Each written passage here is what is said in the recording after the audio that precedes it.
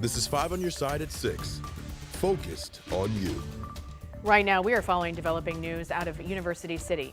3 families are dealing with a tragedy after 3 teenagers were killed in a car crash.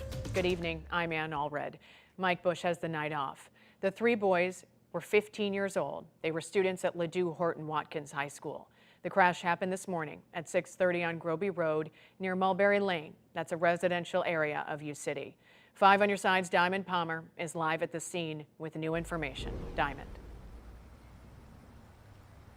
Well, and Missouri State Patrol tells us that all 3 of these young boys were friends in this deadly crash, but they were not believed to be related.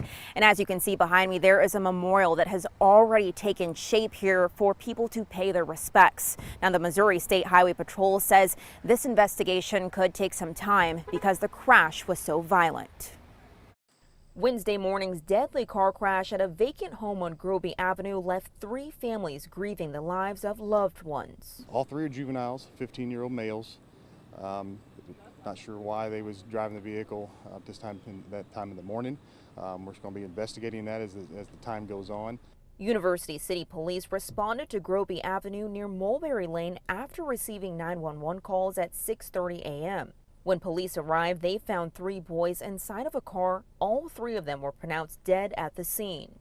When the officers arrived, they found that vehicle embedded into the side of this vacant house. Nobody was home. Corporal Dallas Thompson with the Missouri State Highway Patrol says the 3 boys were believed to be friends, and one of them took their parents' car. A Ladue School District spokesperson confirms the 15-year-olds were all students at Ladue High School. Wednesday afternoon, a classmate stopped by the car crash scene and set up a memorial. I just wanted to put something up so then people can kind of come by and start putting things, as condolence for the people who, passed today. Corporal Thompson says because the crash was so violent, University City Police requested the resources of Missouri State Highway Patrol. They just went ahead and requested we just go ahead and take over the investigation, and we brought in our crash reconstruction team. So they started documenting the crash scene from here and backing it up the hill. At this time, 3 families are grieving, so the identities will not be released yet. But Missouri State Highway Patrol says they will continue to do this investigation by doing things like collecting camera footage and relying on witness statements, as well as the reconstruction crash team. Reporting live here in University City, Diamond Palmer, 5 on your side. Tonight, a high-profile prosecuting attorney is suing the state of Missouri over its abortion law. It's playing out as part of another lawsuit brought by faith leaders here in St. Louis. 5 on your side's Mercedes McKay was inside the courthouse as this hearing unfolded, and she joins us in studio live. Mercedes. And Jackson County prosecutor Jean Peters Baker filed a petition a couple months ago. The longtime Democratic prosecutor's jurisdiction includes most of Kansas City. But today, her lawyers were in St. Louis Circuit Court as the legal battle over abortion rights in Missouri continues.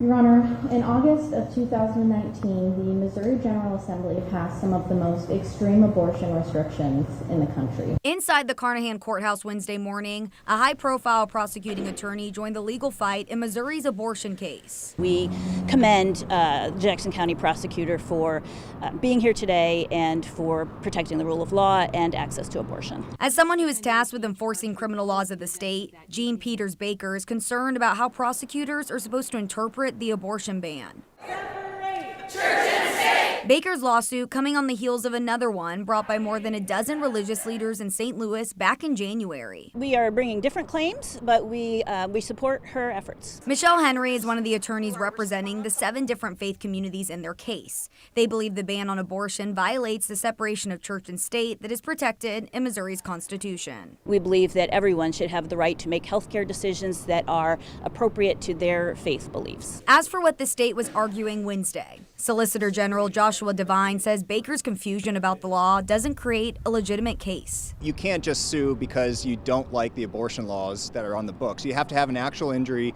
You have to be asserting somebody's rights. Even though no decision was met and court only took about an hour, the state believes Wednesday's hearing only slowed down the legal process as a whole. I'm really confident in our ability to actually win this lawsuit in the end. I'd like for us to be able to speed this up.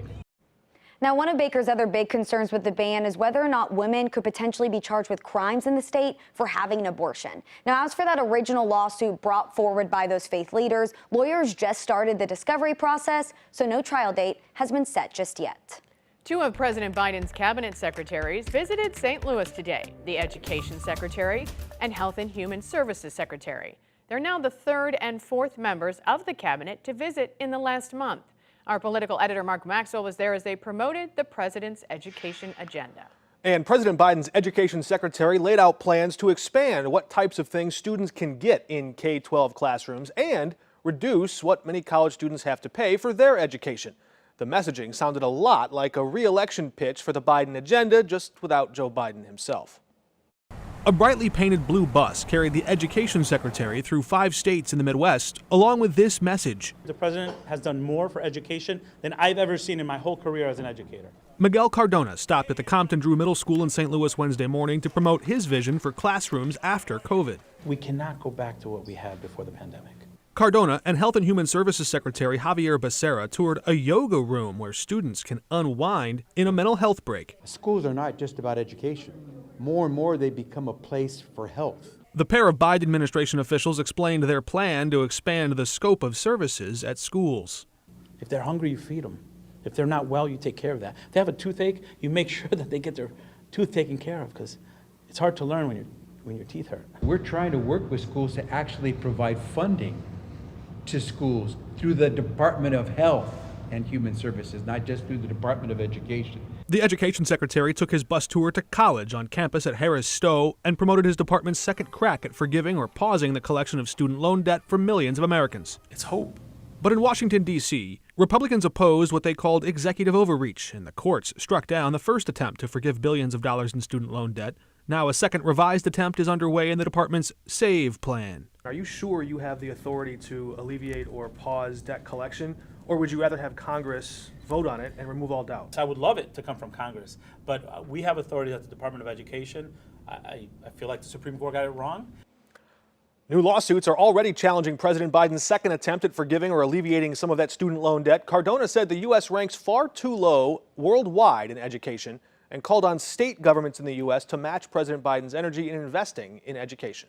The Department of Health is seeing an increase in COVID-19 cases in St. Louis County. About 150 new cases are being reported every day. Health officials believe the number of actual cases is much higher because you're not required to report at-home test results. They say if you do not feel well, please stay home and get tested. The county also recommends staying up to date on your vaccinations. A new COVID booster is expected later this month. Downtown Chesterfield coming soon, when the mall will be torn down to make room for it all.